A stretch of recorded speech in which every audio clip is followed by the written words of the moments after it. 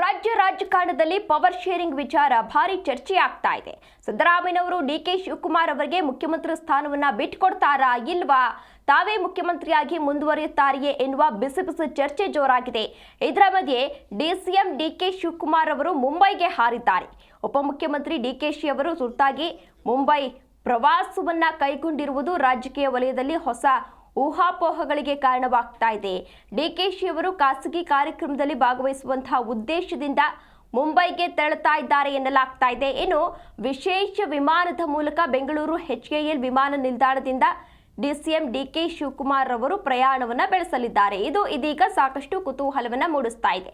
ಈಗಾಗಲೇ ರಾಜ್ಯ ರಾಜಕಾರಣದಲ್ಲಿ ಪವರ್ ಶೇರಿಂಗ್ ವಿಚಾರ ಏನಿದೆ ಅದು ಸಾಕಷ್ಟು ಚರ್ಚೆಗೆ ಗ್ರಾಸವಾಗ್ತಾ ಇದೆ. ಇಂತಹ ಸಂದರ್ಭದಲ್ಲಿ ಡಿಸಿಎಂ ಡಿಕೆ ಶಿವಕುಮಾರ್ ಅವರು ಮುಂಬೈಗೆ ಹೋಗ್ತಾ ಇದ್ದಾರಾ ಎನ್ನುವ ಪ್ರಶ್ನೆ ಕೂಡ ಎದುರಾಗ್ತಾ ಇದೆ. ತುರ್ತಾಗಿ ಮುಂಬೈ ಪ್ರವಾಸವನ್ನ ಕೈಗೊಂಡಿದ್ದಾರೆ ಡಿಸಿಎಂ ಡಿಕೆ ಶಿವಕುಮಾರ್ ಎನ್ನುವ ಮಾತುಗಳು ಕೂಡ ಹರಿದಾಡ್ತಾ ಇದೆ.